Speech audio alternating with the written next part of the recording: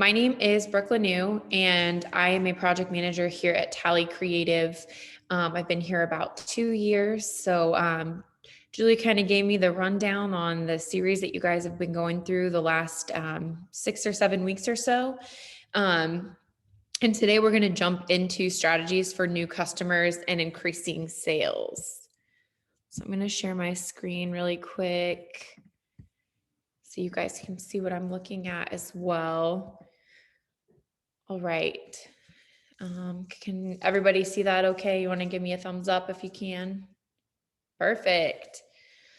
All right. So first, when we think about strategies for new customers and sales, we need to think about our customer or client in general.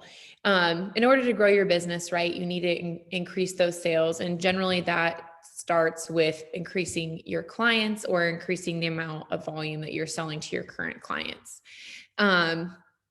So really thinking, where your clients are coming from, do you have a brick and mortar? Do you have a storefront? Are you selling mostly online? Really understanding how that new business is coming to you. Friends and networking, really great opportunity, especially right off the bat. If you're a small business, getting your friends and family and people in your network to rally around you and kind of be that ambassador for your business is a really great tool to use, especially people who already know you and can kind of speak to the service level, customer service level.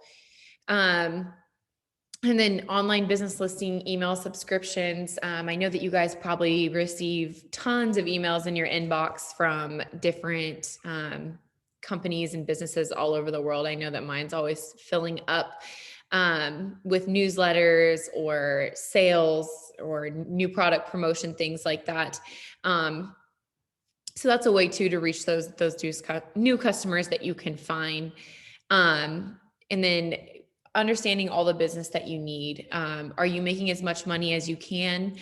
And really too, at this point, considering what your business can handle. So is your staff size able to manage a customer base increase? Do you have enough staff to grow?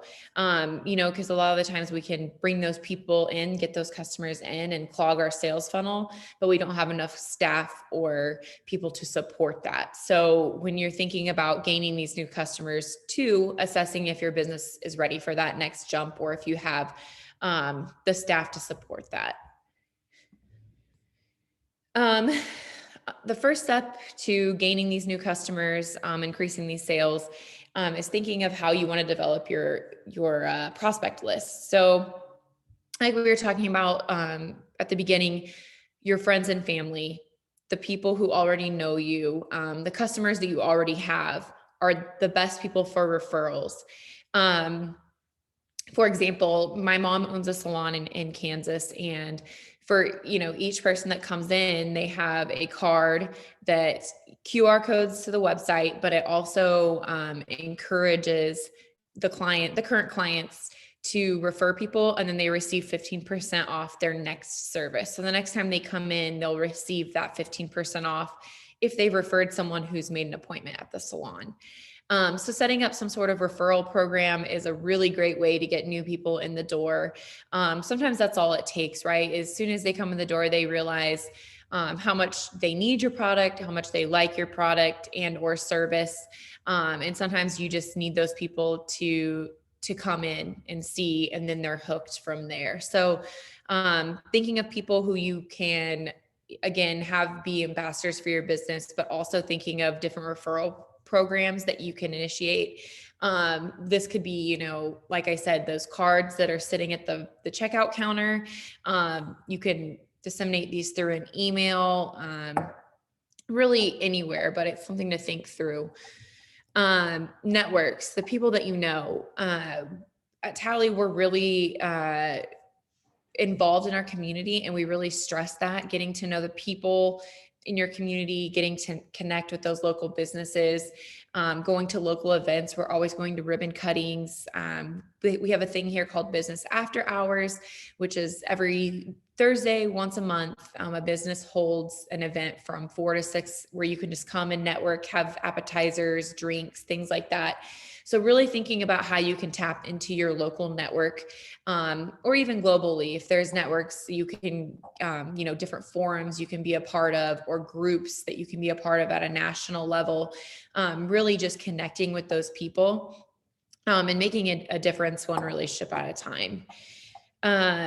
Another area that you can capitalize on is if you have a website, this is generating data for you without you having to do anything. So you're able to see where people are coming from. Are they Googling your business listing and then, coming to the site from there? Are they seeing a post on social media and clicking on the call to action back to your website? You're really able to gather so much data from your website analytics. And I would suggest capitalizing on this and really looking at it every week, every month, again, depending on, if you are in e-commerce, that's going to be a huge integral part of your analysis, when you're thinking about sales. But even if you just have a site to show what your business is about, if you're service-based, seeing who is coming and visiting that site and how long are they staying on your site, how many times are they clicking through different pages. That data is really important to see, who is your customer and who are those repeat people who are coming to the site. You can always also purchase a list. This is a selling tactic, I feel like, more if you are in cold calls or, business to business sales where you're on the phone a lot, or, you're sending out email marketing communication on a regular basis. People will resort to purchasing a list.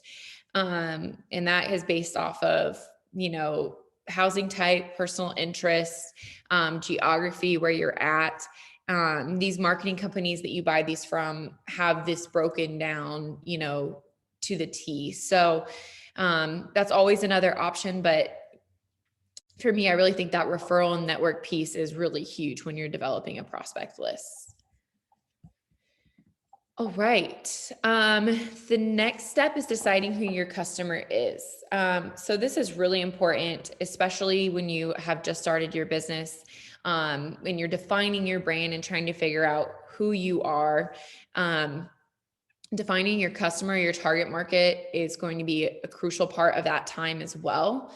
When you're thinking of characteristics, are they going to buy things quickly? Are they the type of people who need to do more research? Do you need to have information available for this clientele that you are wanting to target? Do they support local products? And just kind of thinking beyond, what your product is, but who you could really target and capitalize on for this area. Let's see, who has bought from you in the past is huge. Appealing to these people who have already made a purchase with you shows that they already had an interest in your product. So that's great. But being able to figure out some characteristics about these people, or that demographic who's already purchasing from you, is going to give you a really good idea of who your target market is. And once you have this target market defined, it's really important that this trickles down and you share this with your staff, especially as you're hiring on to your team, getting those people familiar with who your target market is. So that's top of mind for them, especially, when people are coming into the store, or again, you're going through that website data, they can really hone in on your target demographic there. Does anyone have any questions so far?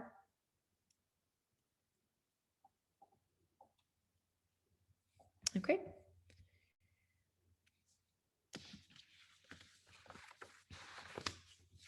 All right. So the next step is to define the value of what you're selling.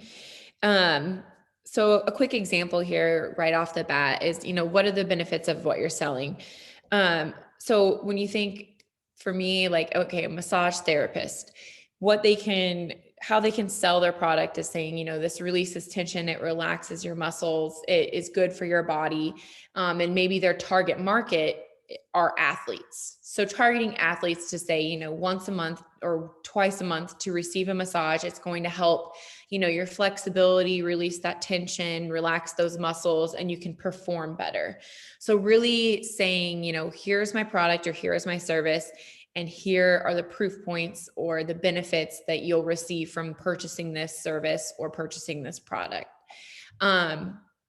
So really, again, just defining what problem that target market might have. So my examples, athletes, they're sore, their muscles are tight, things like that. And then providing them that solution, which is coming to get a massage, number one, but then trying to get them in the door more often, saying, if they do it once or twice a month, their performance will increase, or they'll pull less muscles or things like that. So really being able to define what that problem is, define your solutions, and really listen to your customers' feedback. The more you can gain this, the better you're going to be able to perform, and really listening to what your customers have to say. A lot of the times on Google reviews and things like that, sometimes the negative people are the loudest. It's not always maybe something you want to hear. It's something to take in account and with a grain of salt, but really looking into the customer data that's available to you.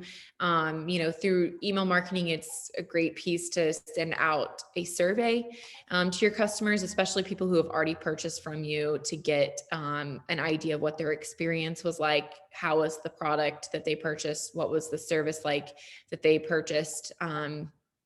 So on and so forth. So your customers are really key in this, but also just remembering to really tell them why they need this product, how this can help them, how this can benefit them. So step 4, we're looking at, I'll click this over here, creating a communication package.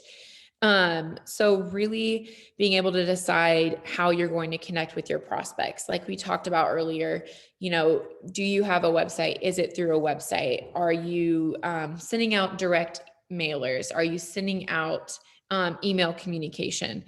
Social media is huge this day and age, and really, any business, I would suggest having some form of social media, because people are online all the time, every day.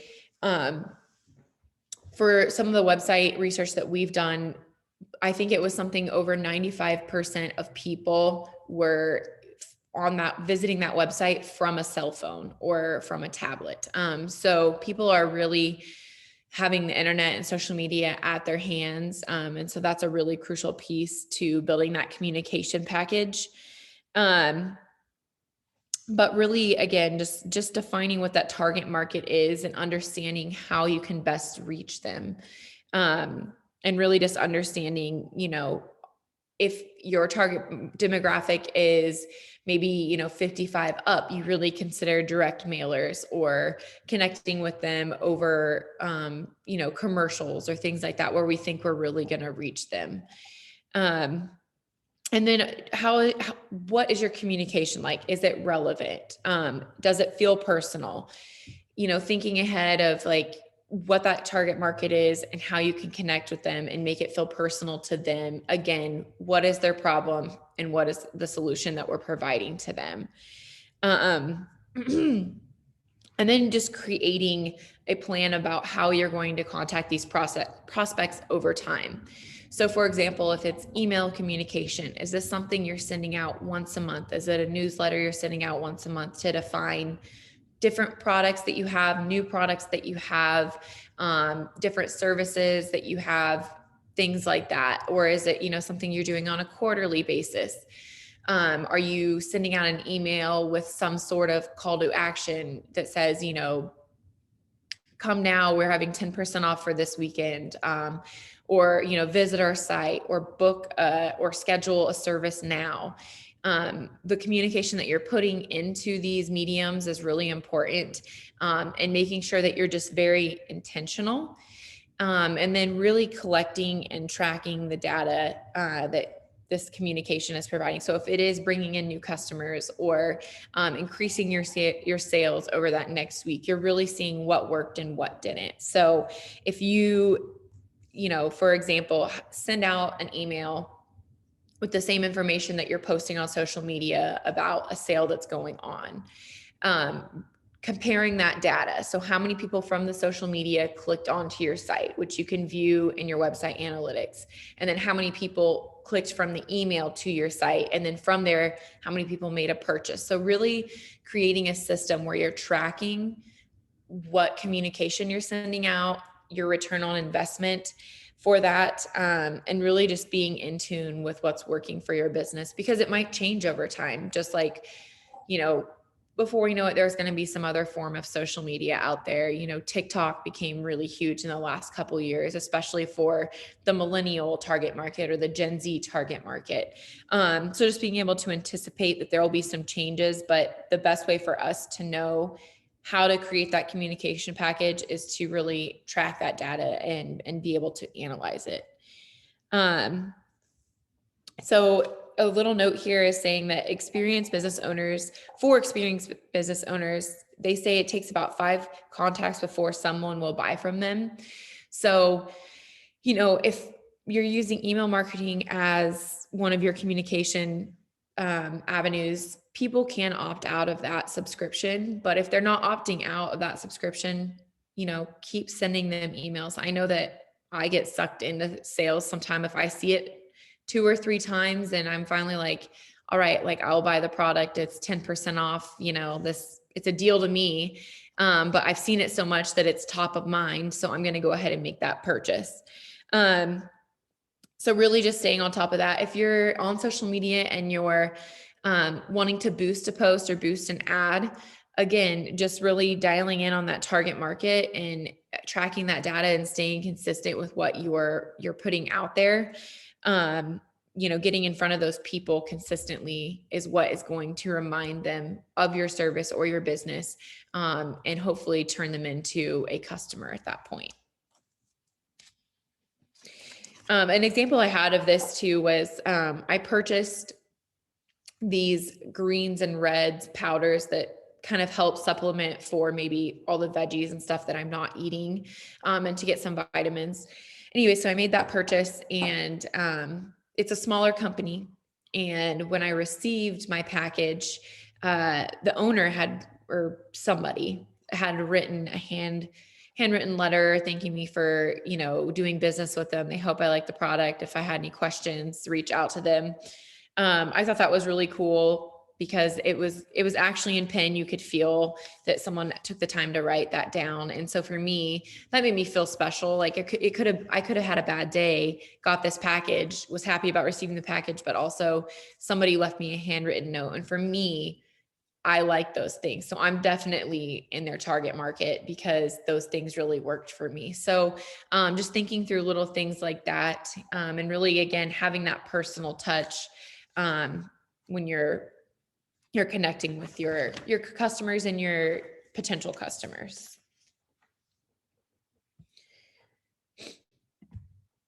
Anybody have any questions or thoughts to share over those first few steps? No? Okay. So when we think about our sales strategy, again, the better you understand your customer, the faster your sales and business are going to grow. Sales grow by selling to existing customers and finding new customers to sell to. When you're thinking about your existing customers, so let's just say they're coming in and you own a boutique, and so you're selling clothing, and they're shopping around and they find a pair of pants. Well, they're only in there to buy the pair of pants. They only came to buy pants. But what you can teach your staff to do and what you can do is to upsell, right? So convincing them or talking them into an entire outfit, saying, well, with these pants, this shirt would look great with this jacket and these shoes. So really being intentional about, people might be coming in for one thing, but thinking how they can maximize their visit. And you could maximize your profit by upselling and, really tapping into your existing customers and what else do they need, again, defining that need and providing that solution, that product or service for them. Let's see. So many small business owners struggle to define their market because they try to reach too many people.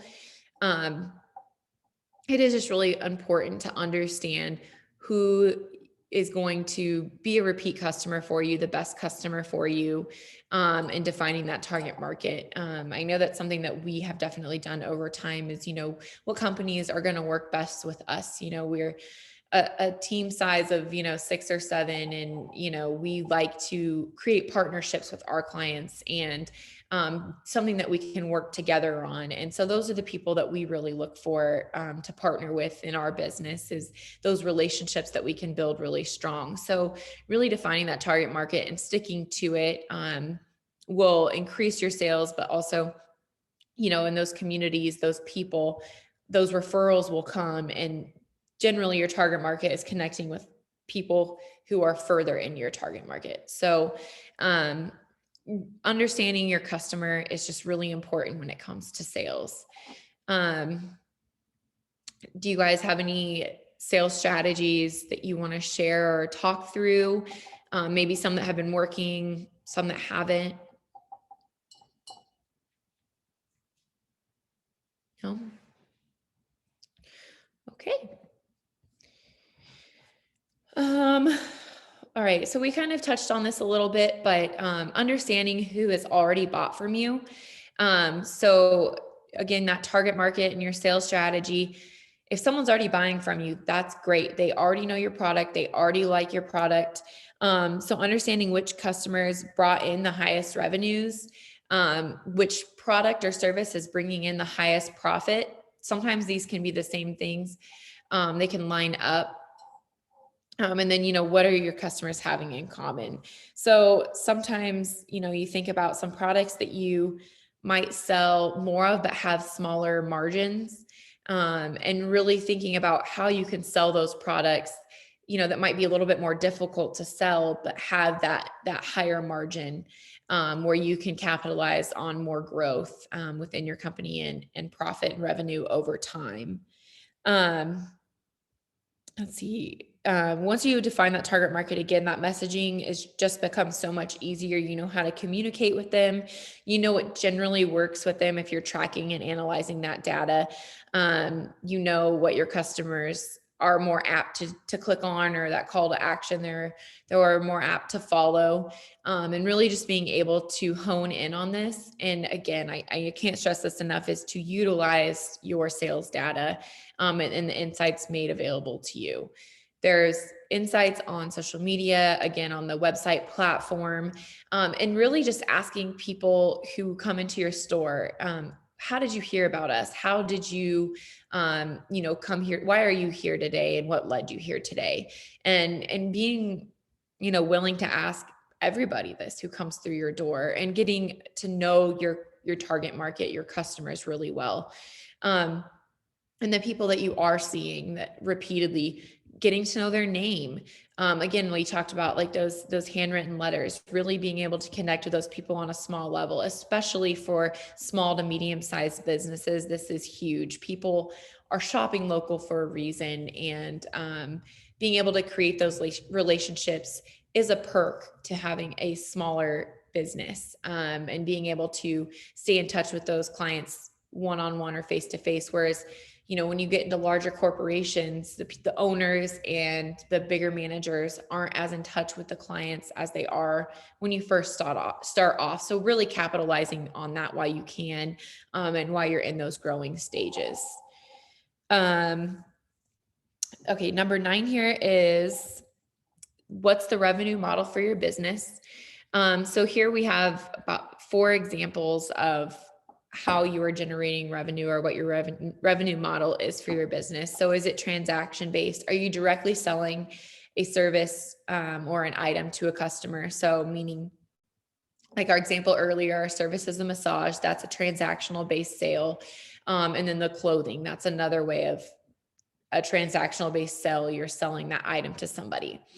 Advertisement based is you're using your resources to attract traffic to your website. So this can be through a billboard, again, through that social media, that email marketing, a newspaper ad, really anywhere where you're advertising and driving people to a specific area of your business, which could be, again, that website or that social page. Commission-based, the sum of the money, the sum of the money the retailer adds to the total cost. So, this is another sale that might, getting into a little bit bigger markets. They're based around this commission-based sale, and then the affiliate-based sales, which is receives commission from the seller rather than the customer. So really just understanding what your revenue model is, how your selling tactics are going to help your business grow, and what makes the most sense for you. Does anybody have any questions on those types of revenue models?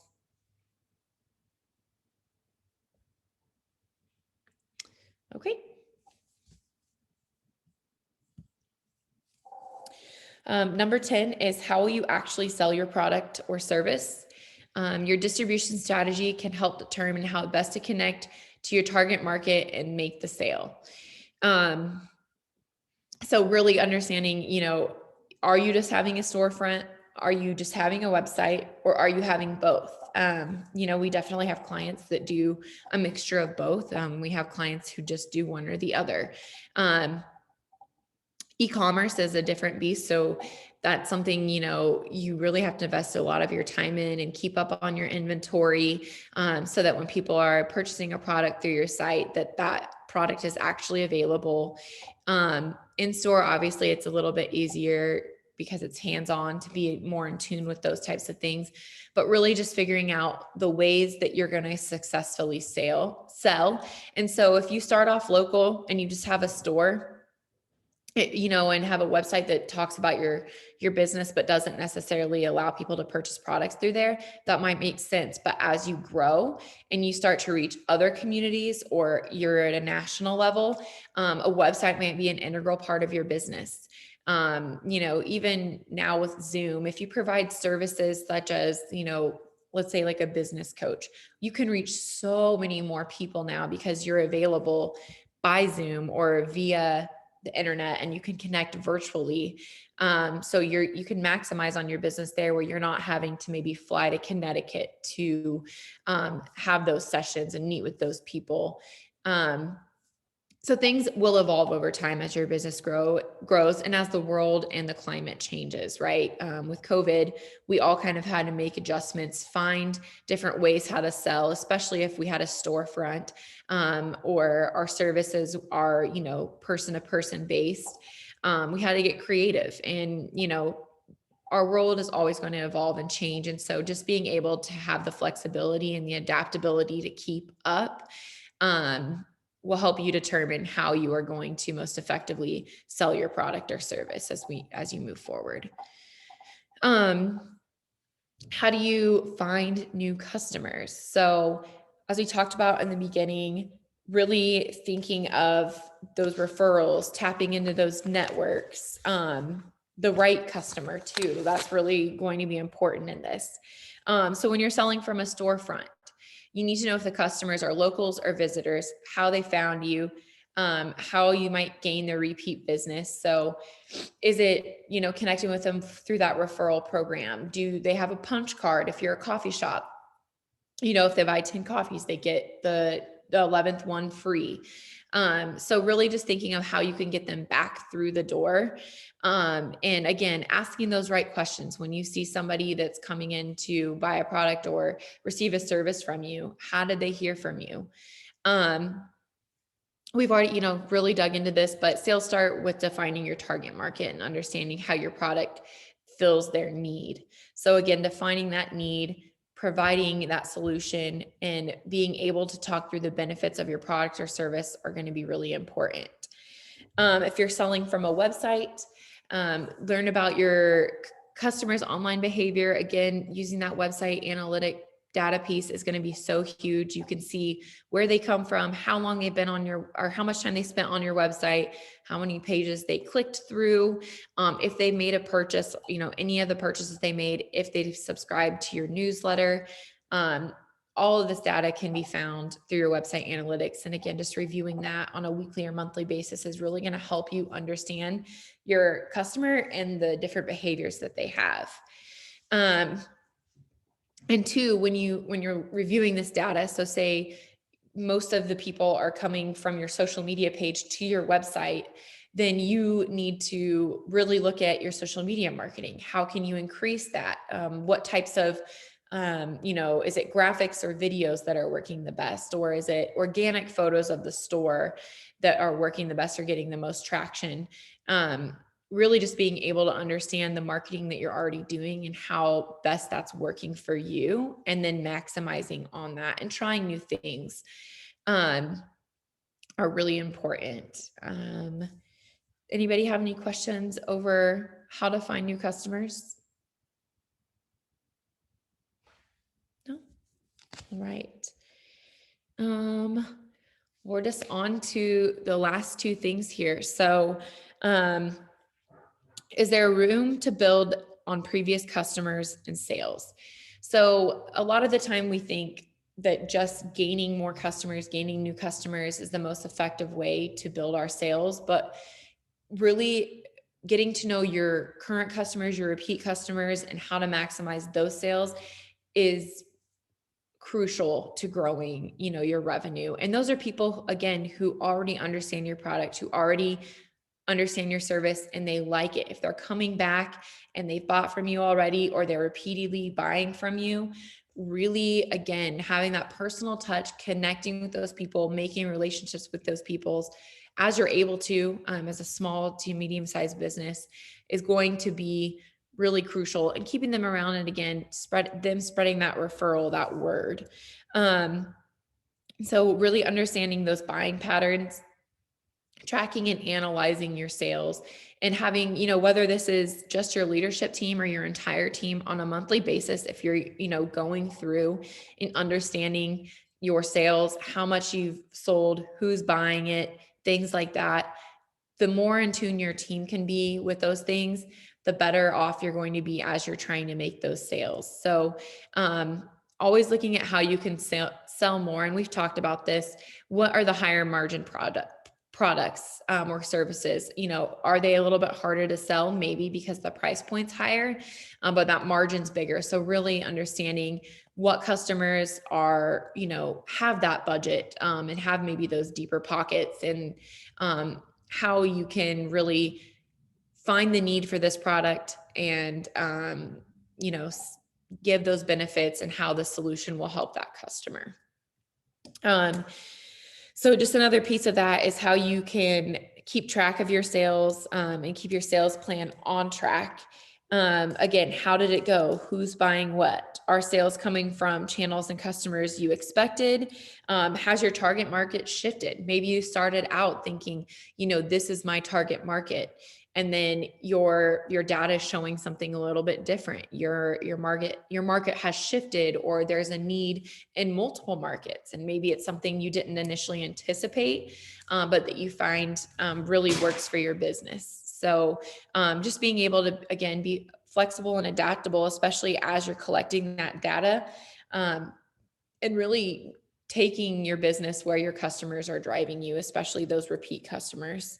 And setting sales goals. Setting goals are really important, but looking at those things in the short term. So setting goals on a quarterly basis, maybe a monthly basis, this really keeps your teams motivated, but it allows you to see, are you hitting those numbers? So rather than just kind of throwing mud at the wall and hoping it sticks, utilizing the sales plan, strategy, and the data behind that is going to be really important to hit those numbers, and to maximize your business, and to maximize your revenue overall. So really there is a lot that goes into strategy for new customers, increasing sales. And again, it's evolving over time. And I really just can't stress enough that really keeping track of your sales, your customers' behavior, the marketing outlets that you're utilizing are just going to be really important in helping you understand when you need to shift, and how you can grow from there. I think that is all that I had for you guys today. Does anybody have any thoughts, any questions over this session?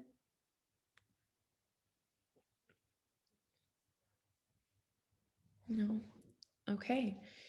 Well, if you guys do have any questions, moving forward about, how to generate new customers, or if you need help kind of defining, uh, and analyzing your tracking system, please reach out to Julie or I. You can probably get our information from Pete, or Harrison, and we'd be willing to, talk you through anything or give you any tools that we have that can help. But if no one has anything, I will give you guys some time back in your day, and I really appreciate you joining. Thanks, guys.